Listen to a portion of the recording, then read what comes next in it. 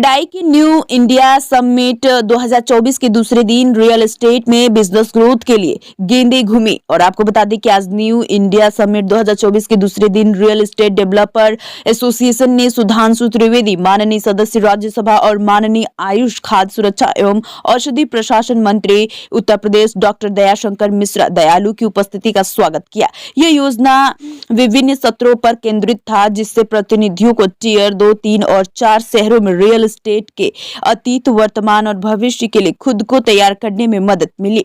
निर्माण क्षेत्र में नई और उभरती प्रौद्योगिकियों पर पहले सत्र में डीएलएफ लिमिटेड, एनलाइट और क्रेडाई की एमएसएमई समिति के प्रवक्ताओं सहित एक बहुत ही प्रतिभाशाली पैनल देखा गया।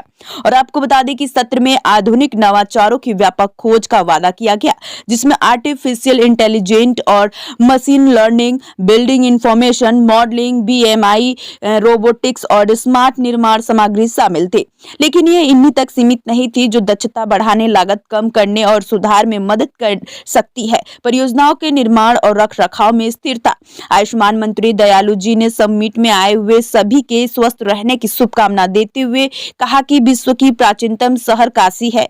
उन्होंने आशा व्यक्त की समिट में आए सभी डेवलपर्स निश्चित रूप से काशी में बहुत कुछ सीख कर जाएंगे, जो उनके सेक्टर के विकास के लिए मील का पत्थर साबित होगी। स्टार न्यूज़ प्लस के लिए उत्तर प्रदेश के वाराणसी से रोहित सेठ की रिपोर्ट। डेवलपमेंट यहाँ पे होने वाली है और गवर्नमेंट क्या क्या स्टेप्स ले रही है, तो हमारे सारे डेवलपर्स को वो पता चला। मिस्टर बाला सुब्रमण्यम जी जो आए थे, वो दिल्ली से आए थे। उन्होंने बताया गवर्नमेंट की कौन सी स्कीम्स है जिसका डेवलपर्स। मैं आपको डिटेल देता हूँ थोड़ी देर में। Sorry, Boman Irani president Boman Irani. Opportunity exist होती है। अब यहाँ से 3, साढ़े 3, 4 घंटे की दूरी पे अयोध्या भी है। वहाँ पे भी राम मंदिर के बनने से इतनी टूरिज्म बढ़ेगी वहाँ पे, तो वो भी एक अपॉर्चुनिटी है। यहाँ के हमारे डेवलपर्स हैं, वो भी ये अपॉर्चुनिटी का पूरा ये करेंगे, सेटिस्फैक्शन करेंगे। 54 years Manoj Gaur, chairman CREDAI national. हमारे साथ है बमन ईरानी जी, प्रेसिडेंट क्रेडाई नेशनल।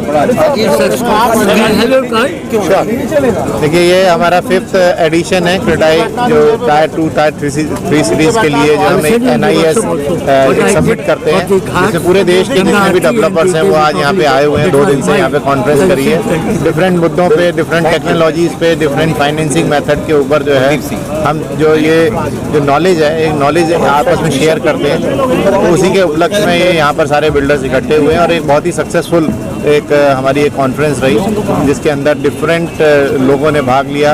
हमारे मिनिस्टर साहब भी आए, इसके अंदर जो है यहाँ के मेयर, काशी के मेयर थे, हमारे हाउसिंग सेक्रेटरी नितिन गोकरण साहब थे, वो थे, और अलग अलग अपनी फील्ड से एक्सपर्ट लोगों ने जो है यहाँ पे आके अपना जो है नॉलेज को वो शेयर किया।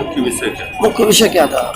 मुख्य विषय था जो नया भारत है, विकसित भारत, और एक नया भारत का जो निर्माण है वो केवल मेट्रो शहर तक सीमित ना रहे। वो जो देश के जो दूसरे शहर, जो नए शहर डेवलप हो रहे हैं, जहाँ पे नया इंफ्रास्ट्रक्चर आ रहा है, जैसे अयोध्या है, यूपी की बात करें, या कानपुर है, या बनारस है, इन शहरों के अंदर भी उसी पेस से जो है डेवलपमेंट जो है वो कैसे हो सकता है, क्या क्या कठिनाइयाँ हैं और क्या क्या अपॉर्चुनिटीज़ है। तो उसकी एक्सप्लोरेशन के लिए इस तरह की समिट हम अलग अलग शहरों में करते हैं। इस बार जो है यूपी का नंबर था, तो यूपी में बनारस से बढ़िया कोई जगह नहीं है। और जिस तरह से बनारस का विकास हुआ है माननीय प्रधानमंत्री जी के यहाँ से सांसद बनने के बाद और योगी आदित्यनाथ जी के नेतृत्व में, तो यूपी एक नया जो है एक नया शेप ले रहा है। जो एक पहले कभी बीमारू प्रदेश हुआ करता था, आज सबसे ज्यादा प्रोग्रेसिव स्टेट जो बनने जा रहा है। 1 ट्रिलियन की इकोनॉमी केवल यूपी से आने वाली है, तो उसका फायदा सारे डेवलपर्स को मिले और नई टेक्नोलॉजी के हिसाब से, नई फाइनेंसिंग स्कीम के हिसाब से यहाँ के डेवलपर्स को भी वो सारी सुविधाएं मिलें जो मेट्रो के जो है लोगों को मिलती है। किन किन समस्याओं को फेस करना पड़ा है? देखिए, समस्याएं नहीं है, समस्याओं के अलावा भी जो बिल्डिंग बाई लॉज हैं, जो अपॉर्चुनिटीज है, जो दूसरे शहरों में हो रहा है, वो यहाँ तक कैसे आए। मतलब जब बाहर के लोग यहाँ आते हैं तो वो अपॉर्चुनिटी भी दिखती है। खाली रियल एस्टेट में केवल फ्लैट बनाना या मकान बनाना नहीं है, उसके साथ चाहे आपका होटल बनाना है, सर्विस अपार्टमेंट है, स्टूडेंट अकोमोडेशन है, आपका जो दूसरा और इंफ्रास्ट्रक्चर डेवलपमेंट है, उसको भी करना होता है। तो और दूसरे शहरों में क्या हो रहा है और यहाँ क्या हो रहा है, तो दोनों को आपस में मिलाना और एक दूसरे से शेयर करना, ये सबसे बड़ा उद्देश्य होता है इस कॉन्फ्रेंस।